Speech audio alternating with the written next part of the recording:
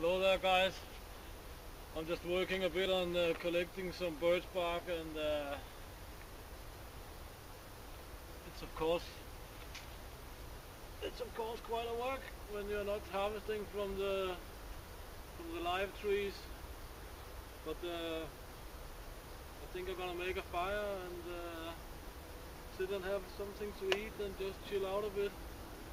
One of the cool things I got from the States in the parcel here was this Silky Saw Pocket Boy 170, made in Japan. As you can see, it's quite nice, little plastic box, the belt loop on and everything. And I think now that I found out where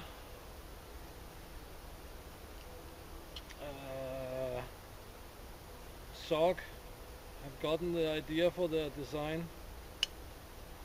That's from this one, because the design is very similar, but this one just feels a lot more quality than the Sock. It's a very similar design, but the Sock have this strange plastic thing that keeps these pins in place. That's not needed on this one, because they have of course done it the right way. And you can have it both like this and like this. As I say, made in Japan, pretty cool.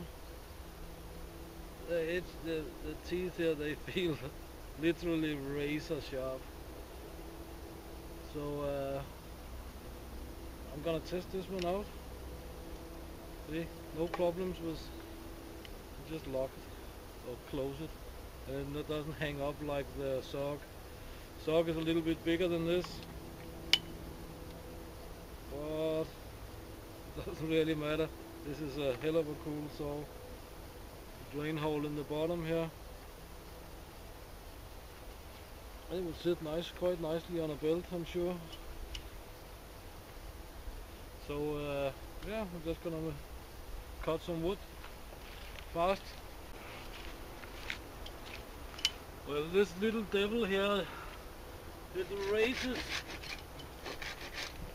through wood.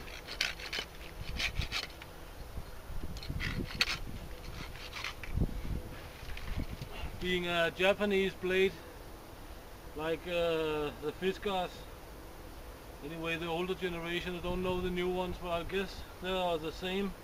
It's like a draw. It doesn't cut this way. It only cuts when you are drawing the saw. It's a traditional Japanese way of making saws for bamboo and all sorts of things.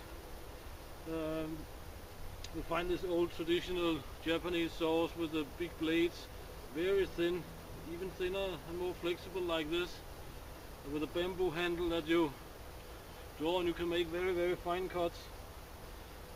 But this is very similar to my old Fiskar saw. It just seems to be somewhat more reliable than the plastic construction. But let's get through this one.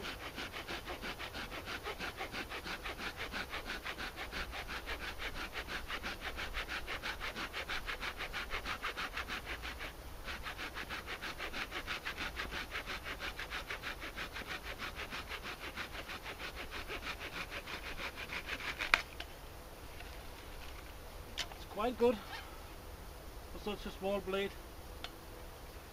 Really good. I'll just strip this one and get a fire going.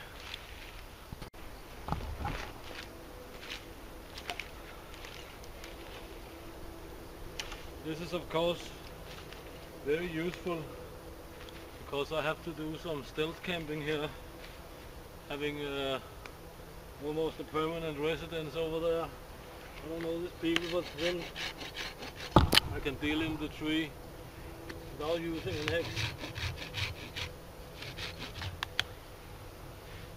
You can see the small branches here.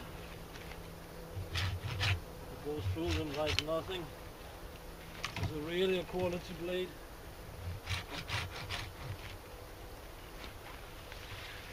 Really cool.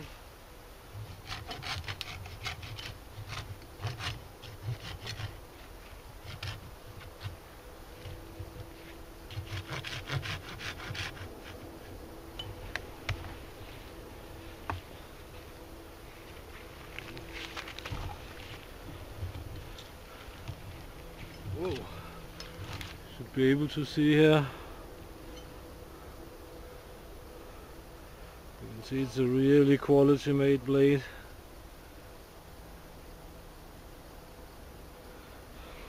And very similar to the sock, or should I say the sock is very similar to this. There's no doubt this is a high quality blade. Of course have the top set up over there and so on. But today we start the fire with this big lighter. And if you don't know how to dry out a lighter, then I can show you. But the lighter's down there now. And we leave it there until I'm finished and ready to make the fire. So I'll show you how to dry out the stone and so on without a fire, of course. Some of you might know how to do it, some of you might not. So just to make sure, you know what I mean. Here's the sock, and here's the little pocket boy. You see how similar they are, but the quality is like day and night. I mean, the construction is almost identical. So the sock and the pocket boy, the Silky Saw, that's a cool little thing.